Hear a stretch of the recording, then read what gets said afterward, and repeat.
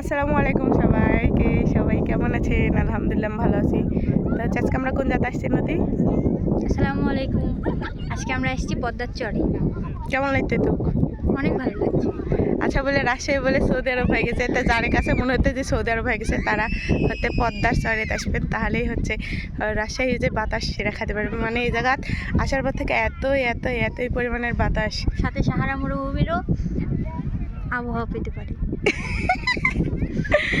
হচ্ছে নদীর চুল, সবাই দেখেন নদীর চুল, কারণ ওই আমার ব্যাগের চিরুনি আছে, ওই চিরুনির আশাত আছে যে কখন হচ্ছে চিরুনি খোঁজা পাবে, কারণ সবাই আসছে পরিবারের। তো হচ্ছে সবাই সামনে চলে গেছে, আমরা দুই বোন হচ্ছে পিছনে পড়েছি।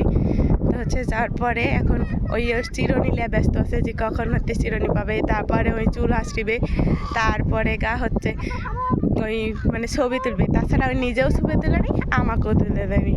এটা কি বলেন তো? তাও ভালো লাগছে, খারাপ লাগছে না। তা ভালো লাগতে তুল ছবি তুলিতিস না গান। তো এই যে এতই মানুষ চারদিকে, দেখে দূর থেকে দেখে মনে হচ্ছে যে পিঁপড়া।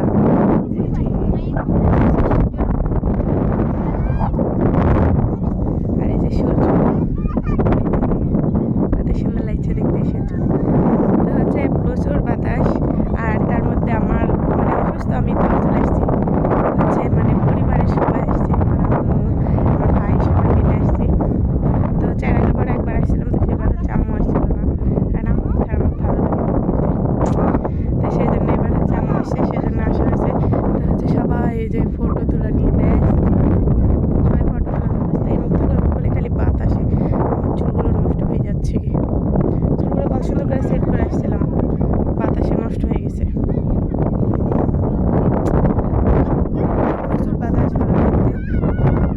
গাড়ির চড়েও গরম লাগছিল, মানে রিক্সার চড়েও গরম লাগছিল, কিন্তু এই জায়গাতে এসে আচ্ছা তার গরম লাগেনি। তো হচ্ছে আমি জানি না যে প্রচুর বাতাসের আওয়াজে হচ্ছে আমার কথা শোনা যাচ্ছে কিনা, যেহেতু আমার হচ্ছে গলা বসে গেছে সেই জন্য হচ্ছে শোনা যাচ্ছে কিনা আমি বুঝতে পারছি না। নদী হচ্ছে মেকআপ সুন্দরী, মেকআপ করে আসছিল। কিসের মেকআপ সুন্দর? আমি কোনো মেকআপ দিই না, আন্দাজ মিথ্যা কথা।